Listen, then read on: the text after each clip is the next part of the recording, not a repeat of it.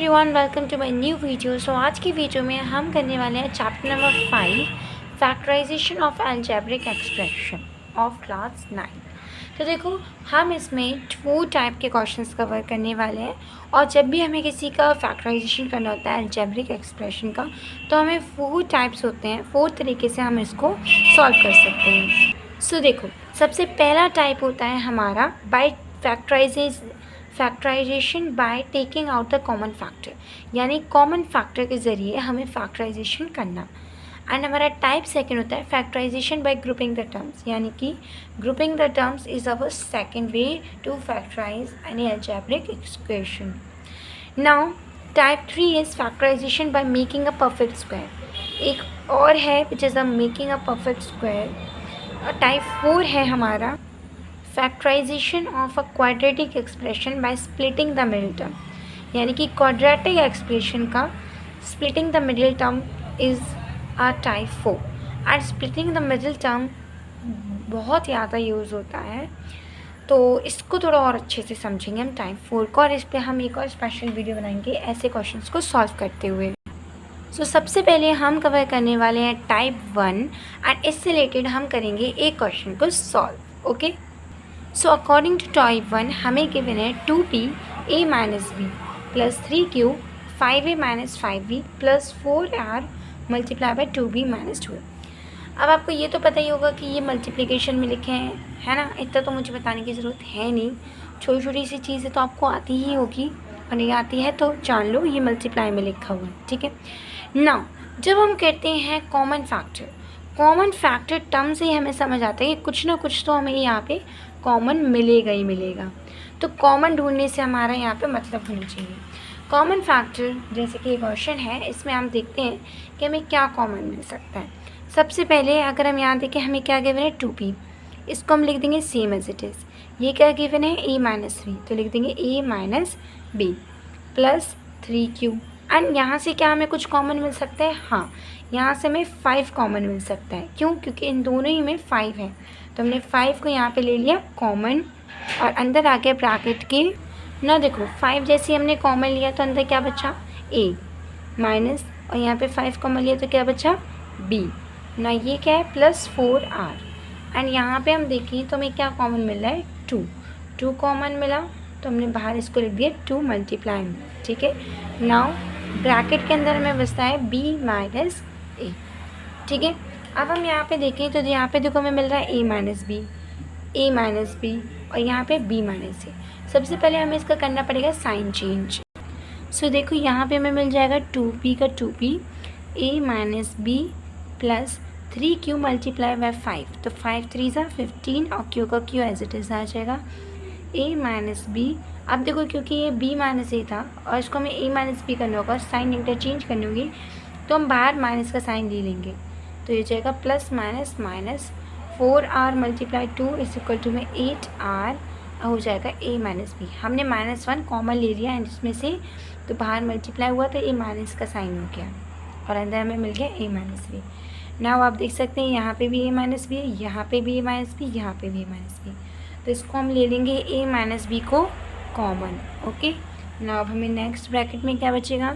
यहाँ से हमें बचेगा 2p प्लस का साइन 15q माइनस का sign 8r। So this is our final solution. इस तरीके से करते हैं हम कॉमन फैक्टर वाले क्वेश्चंस को सॉल्व। नाउ अब हम करेंगे हमारा second type which is factorization by grouping the terms. तो इसमें क्या होगा? हमारा type 2 use which is factorization by grouping the terms. चलो करते हैं इससे रिलेटेड एक क्वेश्चन सॉल्व। सो हमें एक क्वेश्चन के गिवन है which is a cube x plus a square multiply by x minus 1 minus a multiply by y plus z minus z, ठीक है। अब हमें करना है ग्रुपिंग। देखो ग्रुपिंग में ज़्यादा कुछ नहीं करना है, हम सबसे पहले इनका मत देंगे मल्टीप्लाई, a स्क्वायर का इससे, फिर इसका इससे, देन a का y से और a का z से। सबसे पहले तो ये करो, ज़्यादा अपने आप को कन्फ्यूज़ मत करो, बाकी सब चीज़ों का एज इट इज़ कॉपी कर लो। a क्यूब एक्स लिखा है तो a क्यूब एक्स लिख दो, plus a square multiply x होगा तो हो जाएगा a स्क्वायर एक्स, और ये हो जाएगा प्लस का a स्क्वायर मल्टीप्लाई माइनस का y, तो ये आ जाएगा माइनस का a स्क्वायर y ना माइनस का ए मल्टीप्लाई वाई तो हो जाएगा माइनस का ए वाई, माइनस का ए और प्लस का जेड हो जाएगा माइनस का ए जेड, और माइनस का Z as it is minus का जेड हो जाएगा। ना नेक्स्ट अब आपको क्या करना है, कॉमन लेना है। क्या करना है, कॉमन लेना है। तो आप जैसे यहाँ पे देख सकते हैं, यहाँ पे ए क्यूब है, यहाँ पे ए स्क्वायर है, तो एक तो ए स्क्वायर हम कॉमन ले सकते हैं और दूसरा एक्स को भी कॉमन ले सकते हैं। अब नाउ नेक्स्ट टर्म में हम देखें तो यहाँ पे हम ए ये दोनों में ए है तो इसको कॉमन ले सकते हैं, और वाई को कॉमन ले सकते हैं। और अगर हम थर्ड में देखें तो यहाँ पे हम जेड को कॉमन ले सकते हैं। तो हम सबसे पहले इनमें लगाएंगे ब्रैकेट एंड इनको हम कर देंगे अलग। सबसे पहले तो ये करेंगे तो ये हो जाएगा ए क्यूब एक्स प्लस ए स्क्वायर एक्स, ठीक है। यहाँ माइनस का साइन हम ले लेंगे कॉमन, तो बचेगा ए स्क्वायर वाई प्लस ए वाई। ओके, नाउ यहाँ पे भी माइनस का साइन कॉमन ले लेंगे तो हो जाएगा ए जेड प्लस जेड, ठीक है ना। अब हम और क्या चीज़ें कॉमन ले सकते हैं, उन्हें कॉमन लेंगे। जैसे कि हम यहाँ से ए स्क्वायर को कॉमन ले सकते हैं और एक्स को भी कॉमन ले सकते हैं। तो अब ब्रैकेट के अंदर क्या बचेगा, ए, यहाँ पे क्या बचेगा, कुछ भी नहीं, क्योंकि पूरा कॉमन वाई ले लिया तो बचेगा 1 ना। माइनस का साइन, अब ये क्या दे रखा है, ए स्क्वायर प्लस वाई, और यहाँ पे हम ले सकते हैं ए को कॉमन तो ले लिया ए को कॉमन, और वाई को भी ले सकते हैं कॉमन तो ले लिया वाई को कॉमन। तो क्या बचा, ए बचा, और यहाँ पे कुछ भी नहीं तो प्लस 1 माइनस, यहाँ पे हम जेड को कॉमन ले सकते हैं क्योंकि दोनों में ही जेड है, तो अंतर बचा ए प्लस 1। अब आप देखेंगे कि यहाँ पे भी ए प्लस 1 है, यहाँ पे भी है, यहाँ पे भी ए प्लस 1 है, तो हम क्या करेंगे, ए प्लस 1 को ले लेंगे कॉमन। ओके ना, बाकी सब चीज़ों को हम एज इट इज़ कॉपी कर देंगे, ए स्क्वायर एक्स माइनस ए वाई minus 5.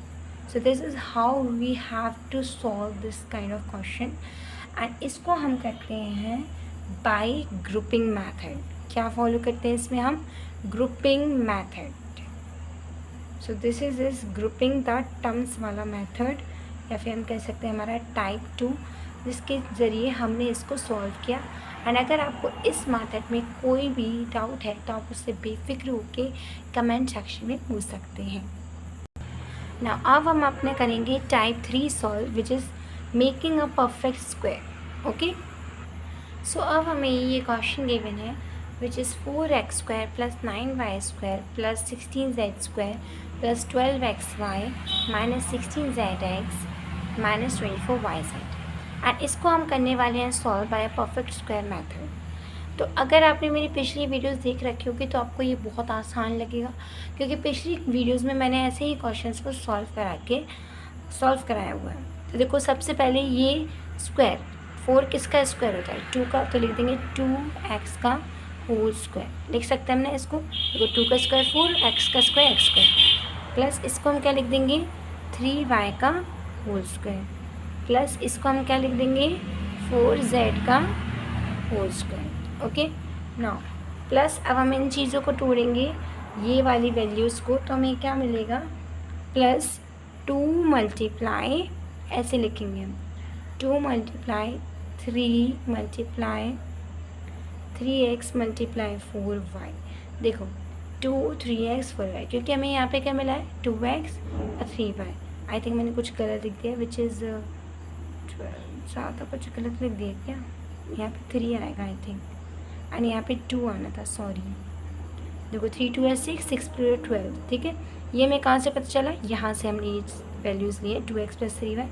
देखो अगर हम इसको सॉल्व करते हैं तो हमें 12xy मिलेगा, 2 2 है 4, 4 3 12, 12xy मिला ना, माइनस 16zx, इसको हम कैसे लिखेंगे zx, तो zx में क्या है 3y, 2 से तो मल्टीप्लाई करनी ही है, और 3y मल्टीप्लाई 4z ना। नेक्स्ट हमें गिवन है माइनस का 24yz, तो माइनस का 24yz, 2 से तो करेंगे ही मल्टीप्लाई, बाकी 4z और 2x का भी करेंगे। और देखो हम इसको अगर सॉल्व करते हैं तो हमें क्या मिलेगा, हमें मिलेगा ये 24yz, सॉरी कुछ गलत कर दिया क्या मैंने, एक्चुअल में गलत कर दिया, zx एक्चुअल में आप इसको देखो, ये वैल्यू मैंने यहाँ सॉल्व करके लिखा है इसका 16zx का, और ये 24yz का ये रहा, ठीक है। तो कंफ्यूज मत होना, क्योंकि ये थोड़ा आगे पीछे हो गया है क्वेश्चन, इस वजह से ऐसा हुआ है। नेक्स्ट लाइन में हम क्या करेंगे, हमको पता चल गया है कि ये जो है ये एक क्वेश्चन से रिलेट कर पा रहे हैं हम इसको, विच इज़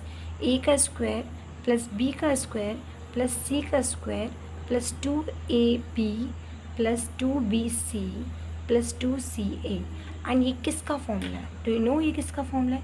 तो ये है a प्लस बी प्लस सी का होल स्क्वायर का फॉर्मूला। ठीक है, तो अब हमें पता है, हम इसको इस चीज़ से रिलेट कर पा रहे हैं कि ये इससे कहीं ना कहीं रिलेट है। तो बस अब हम लिख देंगे इसको एज एन अपना एक ब्रैकेट के अंदर as a final answer.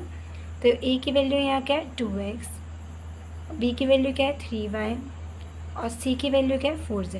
And देखो मैंने अभी साइन नहीं लगाया, क्यों?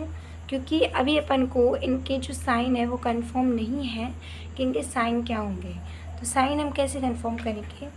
देखो जब हमने यहाँ x और y लिया था तो ये दोनों ही पॉजिटिव थे, तभी एक तो इसमें दो केस बनते हैं। अगर यहाँ पॉजिटिव आ रही है, या तो दोनों ही पॉजिटिव हो तो पॉजिटिव आए, या तो दोनों ही नेगेटिव हो तो पॉजिटिव आए, है ना।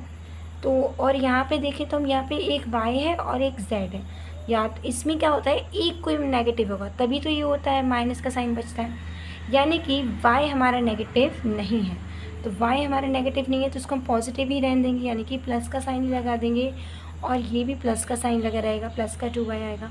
एंड 4z यहाँ पे था यानी कि नेगेटिव, यहाँ पे भी 4z है तो ये भी नेगेटिव साइन है यानी कि माइनस का 4z। So this is our final answer which is 2x plus 3y minus 4z। इस प्रकार इन क्वेश्चंस को किया जाता है। एंड मैं 4 टाइप का क्वेश्चन नेक्स्ट वीडियो में सॉल्व करूँगी, एंड उससे रिलेटेड मैं काफ़ी सारे क्वेश्चन सॉल्व कराऊँगी, और क्योंकि ये वीडियो बहुत ज़्यादा लंबी हो रही है। सो मिलते हैं नेक्स्ट वीडियो में, तब तक के लिए bye bye, thanks for watching.